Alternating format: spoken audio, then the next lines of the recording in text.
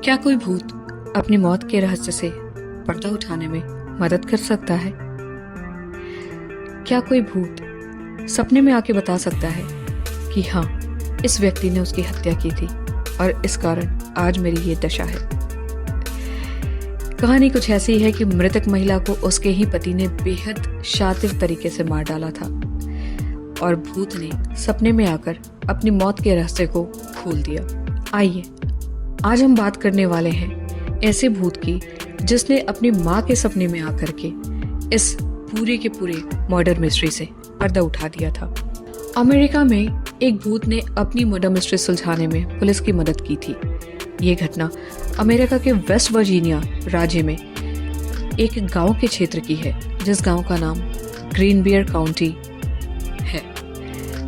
आज से करीबन 124 ईयर्स पहले ये घटना घटी थी। इस काउंटी में इरास्मस एडवर्ड शू नाम का एक लोहार रहता था। घटना की रात से 3 महीने पहले उसने एल्वा नाम की लड़की से शादी की थी। एक रात एडवर्ड ने अपने काम की जगह से अपने स्टाफ को अपने घर भेजा ताकि वो ये जान करके एल्वा से पूछ सके कि उन्हें क्या कुछ बाजार से चाहिए या नहीं। जब ये लड़का ग्रीन बियर काउंटी में उसके घर के दरवाजे पर पहुंचा तो उसने एल्वा को सीढ़ियों के नीचे पड़ा पाया। एक पल के लिए वो लड़का बिल्कुल शॉक्ड हो गया था। उसे समझ नहीं आ रहा था कि वो क्या करे। उसने एल्वा को सीधा किया और चेक करने की कोशिश की कि आखिर क्या हुआ है। एल्वे का सर एक तरफ से झुका हुआ था। पहले तो उसे लगा कि शायद एल्वा सो रही है। वो चुपचाप उनकी ओर बढ़ा और मिशे सू कर उन्हें जगाने की कोशिश की, लेकिन एल्वा की तरफ से कोई भी जवाब नहीं आया। इस पर वह घबराकर वहां से दूर चला गया और उसको इस खबर को उसने अपनी माँ को सुनाया।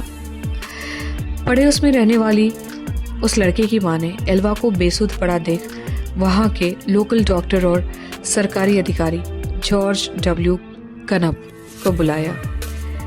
इन्फॉर्मेशन देने के लगभग 1 घंटे तक कनब जो है वो घटनास्थल पर नहीं पहुंच पाए थे, लेकिन तब तक एडवर्ड शू वहां पे पहुंच गया था। वो अपनी पत्नी के डेड बॉडी को वहां से उठाकर बेडरूम में ले गया।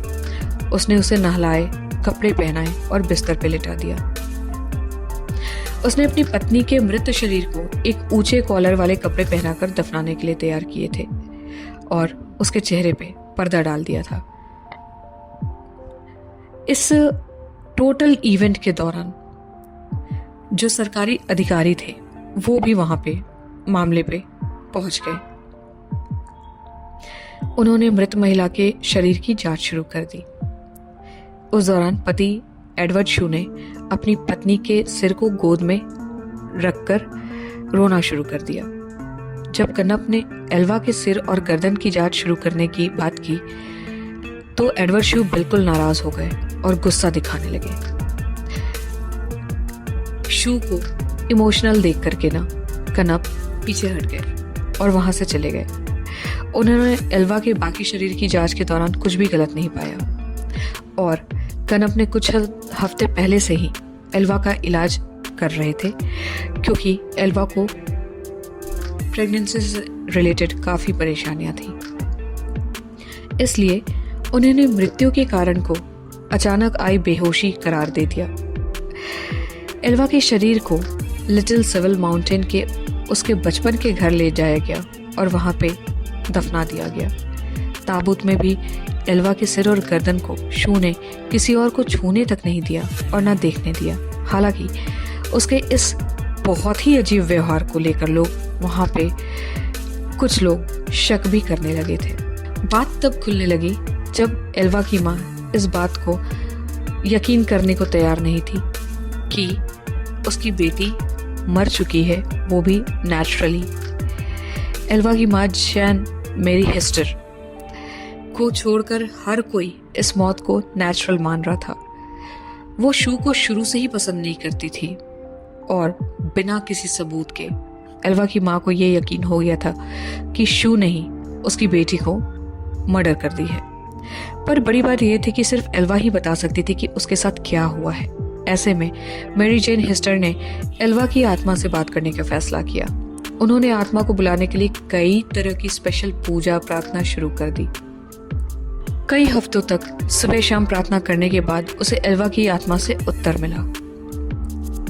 हिस्टर ने दावा किया कि उसकी बेटी ने उसकी कहानी बताने के लिए लगातार 4 रात सपने में दिखाई दी। उन्होंने कहा कि आत्मा पहले एक बहुत ही ब्राइट लाइट के रूप में उसके सामने आई थी और धीरे धीरे मानव रूप लेकर अपनी कहानी बताने लगी। इस दौरान पूरा कमरा ठंड से भर जाता था। लगातार 4 दिनों तक एल्वा की आत्मा ने अपनी माँ को सपने के जरिए पूरी कहानी बता दी थी। एल्वा के भूत ने उसकी माँ के सामने बिल्कुल कबूल किया कि हाँ, शू ने ही उसके साथ क्रूरता का व्यवहार किया है और उसके साथ दुर्व्यवहार भी किया है। एक रात जब एल्वा ने खाने को रात में मीट नहीं बनाया तो उसने एल्वा पर हमला कर दिया और मारपीट की। शू ने मारपीट के दौरान एल्वा की गर्दन तोड़ दी थी, जिसके बाद एल्वा के भूत ने अपना सिर पूरी तरह से पीछे घुमाया और वहां से चली गई। इस घटना के बाद एल्वा की मां पब्लिक प्रोसिक्यूटर जॉन प्रेस्टन के पास गई और मामले को फिर से खोलने की अपील की। प्रेस्टन ने भूत के बारे में उसकी कहानी पर विश्वास किया और आसपास के लोगों से पूछताछ शुरू की। शू के पड़ोसियों और दोस्तों ने एल्वा के अंतिम संस्कार के दौरान उसके अजीब व्यवहार के बारे में सरकारी अभियोजक प्रेस्टन को बताया। डॉक्टर कन्नेप ने भी ये इस चीज को एक्सेप्ट किया कि उन्होंने एल्वा के शव की पूरी तरह से जांच नहीं की थी, क्योंकि शू ने उन्हें करने नहीं दी थी। प्रेस्टन के लिए दोनों बयान शव के फिर से परीक्षण के आदेश को पाने के लिए पर्याप्त थे, सफिशिएंट थे। उन्होंने कोर्ट के आदेश से शू की आपत्तियों के बावजूद शव को कब्र से बाहर निकाला और फिर से मॉर्चरी में लेकर के गए पोस्टमार्टम कराने के लिए। एक स्थानीय समाचार पत्रिका द पोकाहोस्टस टाइम्स ने बाद में रिपोर्ट किया कि गले पर उंगलियों के निशान पाए गए थे, जिससे पता चला कि एल्वा की मौत दम घुटने से हुई थी और उसके गर्दन पर गला घोटने के निशान पाए गए थे, जिससे गर्दन की नस और कोशिकाओं में काफी नुकसान पहुंच गया था और गर्दन की हड्डी भी पूरी तरह से टूटी हुई थी। जिसके बाद इस मौत की विस्तृत जांच की गई और शू को उसके मौत का गुनाहगार माना गया। दोस्तों, ये थी एल्वा की कहानी। अगर आपको वीडियो पसंद आया हो तो प्लीज़ लाइक एंड सब्सक्राइब करना मत भूलिएगा और हाँ, नेक्स्ट वीडियो के लिए इंतज़ार ज़रूर कीजिएगा। तो मिलते हैं फिर नेक्स्ट वीडियो में। Till that, enjoy and good bye.